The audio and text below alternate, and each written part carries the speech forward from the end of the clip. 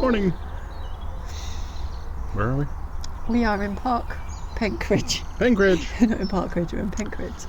Penkridge, which it turns out is not necessarily named after the River Penk. The River Penk may be named after Penkridge as a backronym. Apparently this place has been here since Roman times under various names that had Penk in it. But then there are people who are arguing that it's just named after the ridge near the river.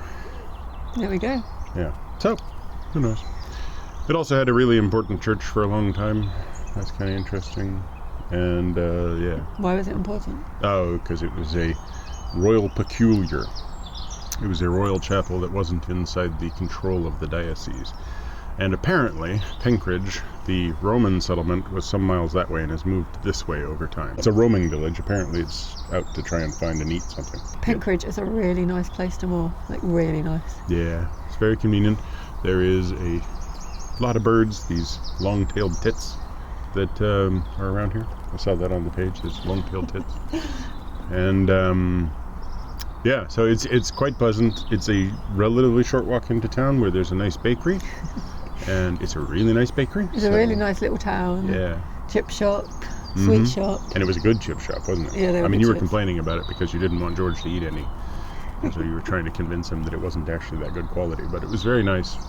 It was really good. It was funny, we went to Midland Chandler's 2 days ago on the way here, and we had a night there, and then we moved up to this mooring. And we got to this mooring, and I was like, why didn't we buy the weed hatch tape? Yeah, we need some foam tape to put on the underside of the sort of little metal claws that are used to hold our bumpers in place. Because the metal ones are taking the paint off, and the plastic ones we bought don't have the right profile and are not that easily cuttable. And because I'm going to the effort of painting, I don't want the new paint to come off. Yeah. So me and George walked all the way down there, which was nice. Oh, I never told you. When there was the crane there, we saw a boat being craned. Oh, cool. Being put back in? Or? No, it's been pulled out. Oh, wow.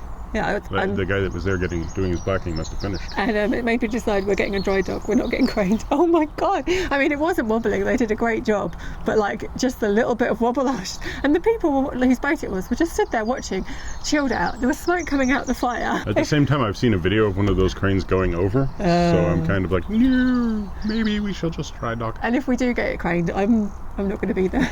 Fair enough. Yeah, there's arguments for each of them, so it was interesting to see. That's been Penkridge. It's been lovely, and it's time to move on. So we're going to move south towards Othersley Junction, though I doubt we're going to make it today because it's still about 9 miles and it's 6 quite locks. far, yeah. And the first half of the route is got all the locks, and the second half is just... It's like the first third has all the locks. Yeah. There are like 6 locks in the next 2 miles. And that's to Gailey, and then once you get to Gailey, there's no locks until the junction. Yeah. So we might stop at Gailey, depending on what we find and how we feel. And it's just because the route down from there is not particularly long. I mean, it's about 6.5 miles from Gailey to the junction, but it's quite curvy because it's an old canal, and so it sort of is following the topography, so it definitely bounces around a lot. There's a big section north of Wolverhampton, about a mile long, that is very, very narrow. It was just sort of cut through the rock, so it's one boat in each direction. So there's a little bit of a possibility of a traffic jam there. And Othersley is where there's the stop block that's only like a couple inches tall or something. So anyway, we'll be at the bottom of the Wolverhampton locks where we were at the beginning of February. So another big loop. Yeah. And then we'll head north. Yeah. Although we're not going up the Wolverhampton locks again. We might walk up just to get those donuts, but it's a long way. Yeah. But that makes it easier. You can say, I've worked off the donut. Before you've had the donut. Yeah, well, something like that. I think we're more likely we'll be walking up to go to the laundry. Yeah, that's true. All right, let's go.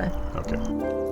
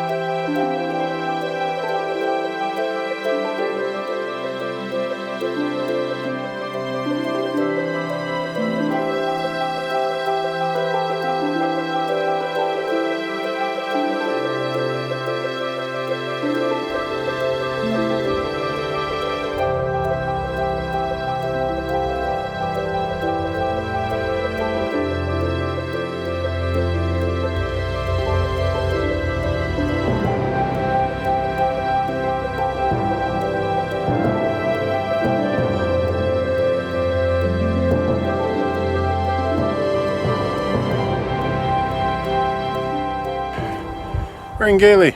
Yeah, it was lovely, lovely, lovely cruise. 6 locks. Yeah, it went very rural, very quick. We are surrounded by fields of rape. Loads and loads of boats going the other way. Yeah, and for some reason a crew of people doing a risk assessment of some sort. Oh yeah, we got to that lock and I was like, oh, there's hundreds of lock keepers, this will be good. And I got there and they were just sat there. And they made a comment about my windlass. And then I was like, can I open the gates? Because, you know, my boat. I come around the corner and there's like, I don't know, 20 people up on the locks. And I'm like, oh good, there must be a boat coming down. That's what I thought. Then when the doors open and it's empty and this guy waves me in, I was just like, I'm not sure what's going on here, but there's a lot of people in very high-vis outfits. I spoke to them and they were doing a risk assessment, but I think they might have been students as well, and it was something to do with HS2. Which, you know, is a high-speed rail system, so we're not really sure what that has to do. You said something about alternative walking routes or something. Well, it definitely is an alternative walking route to taking the train, isn't it? But there's a floating market at Great Hayward this weekend, so I'm wondering if that's why everyone's going that way. Because it's been pretty much a constant flow. There's another one now. In the other direction. So at the last lock there was also a cow that was being antagonized by a small dog. And the cow was like, I think I might escape this field and come out onto the lock landing. So Gailey itself is nice. There's some services there, and a roundhouse that has some shopping for, you know. Is it a canal shop? Yeah, it's like a little canal shop, although we didn't go in. But it's you know, it's nice. And there's a boatyard and there's lots of long-term moorings, and there is a hire base. So yeah, maybe Joe will have a little bit of an explore. My foot is absolutely bloody killing me, so I'm probably not going anywhere. The back half of our boat is on a 5-day mooring and the front half is on a 2-day mooring. So we're going to split the difference and leave the engine? I think we've got a 3.5-day mooring. 3.5-day mooring, yeah. We'll probably just stay here for the night, maybe 2. So thanks for watching. Like the bell, click the comment, subscribe the thing.